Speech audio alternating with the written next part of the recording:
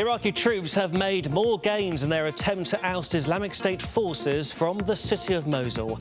According to a senior Iraqi commander, his troops drove militants out of 3 neighbourhoods as they headed towards the city centre. The slow street-to-street battle is now in its 6th week. In eastern China, at least 67 workers were killed when scaffolding at a power plant construction site collapsed. 2 other workers were injured and 1 worker is missing. China's state broadcaster says more than 100 paramilitary police are involved in rescue attempts. Voters in Colombia won't get a second chance to ratify a peace deal aimed at ending the half-century-long civil war. Instead, Colombian lawmakers will be asked to approve the proposal. It gives rebels guaranteed seats in Congress. It also imposes some restrictions on those who confess to serious crimes. Colombian voters narrowly rejected a similar deal last month.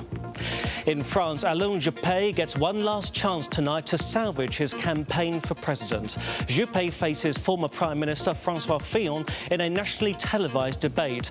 On Sunday, there will be a runoff election to decide who will be the Republican Party candidate.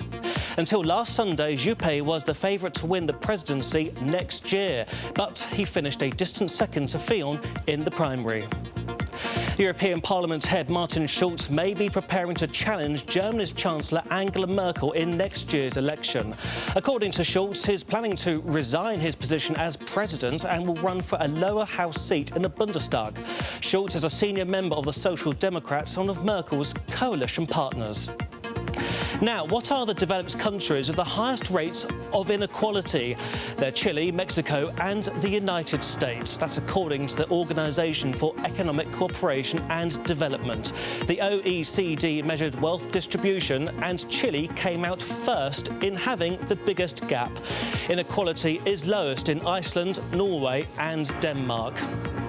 President-elect Donald Trump is calling for unity after a bitter election campaign. Trump recorded a message for the Thanksgiving holiday. It's my prayer that on this Thanksgiving, we begin to heal our divisions and move forward as one country, strengthened by shared purpose and very, very common resolve. Trump acknowledged that emotions are still raw from the election and tensions don't heal overnight. And you may recall Trump suggesting that UK Independence Party leader Nigel Farage would make a great ambassador to the US. But Chancellor of the Exchequer Philip Hammond says Farage shouldn't hold his breath waiting for an appointment. Hammond told ITV if he ever needs advice from Farage, he'll give him a call.